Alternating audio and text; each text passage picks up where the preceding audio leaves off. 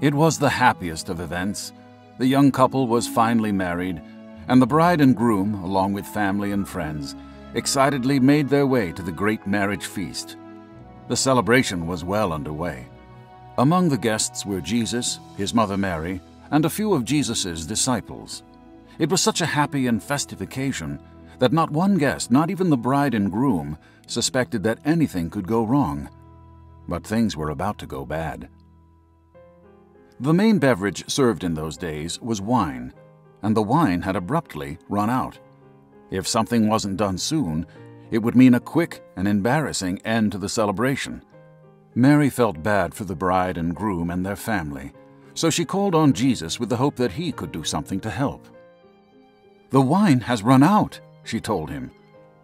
There was no doubt Jesus was capable of saving the entire event, but Jesus needed for Mary to understand that he was subject to God's authority, not hers, and that all things would be done according to his will and timing. He respectfully replied, "Woman, what does that have to do with you and me? My hour has not yet come." With characteristic humility, Mary accepted his words and said to the servants, "Whatever he tells you to do, do it."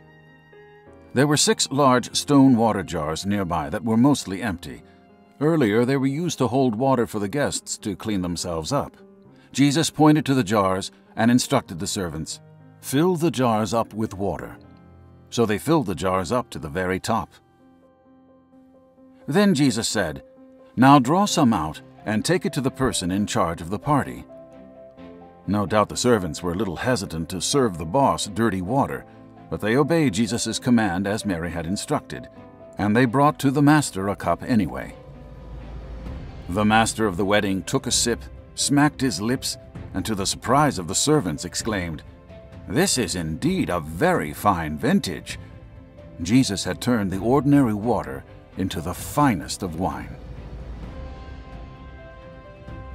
The master of the party went on, "I am surprised that you chose to wait to serve the best for last, when it is normal to serve the best wine at the beginning of the event."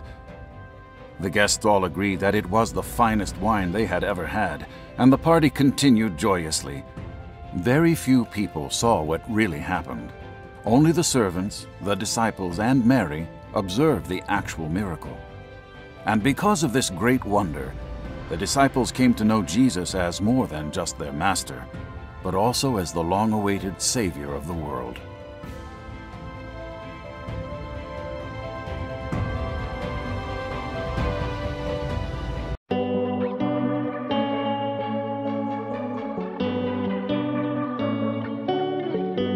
When I look at your heavens, the